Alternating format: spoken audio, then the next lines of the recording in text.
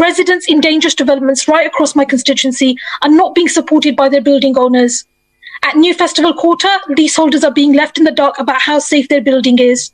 At Indeskin Square, residents have been told and have been charged hundreds of thousands of pounds by Galliard Homes for the cost of inspection works. And at New Atlas Wharf, constructed by Britain's most profitable house builder, Persimmon, residents are facing costs of up to £66,000 per flat.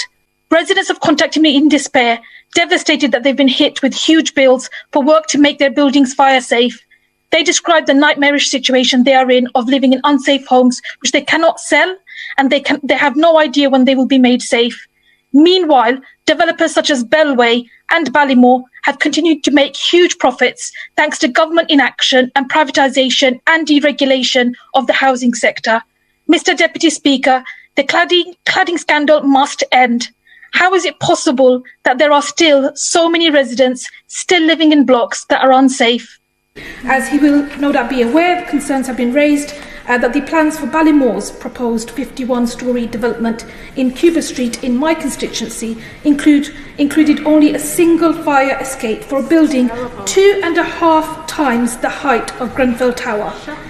And elsewhere in my constituency, Mr. Deputy Speaker, the recent fire at Ballymore's New Providence Wharf, where the fire spread between multiple floors and ventilation system failure led to smoke spreading throughout the building. And that demonstrates the potential shortcomings of relying on stay-put evacuation policies. So it would be really helpful to know if the government have any plans to commit to addressing that in this legislation.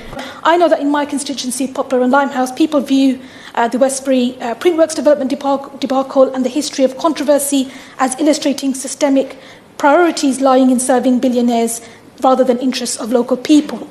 I appeal to the government to put local people in need at the heart of its planning and housing agenda and end the scandal once and for all for leasehold, for millions who have bought their home but do not feel like they own it. Thank you.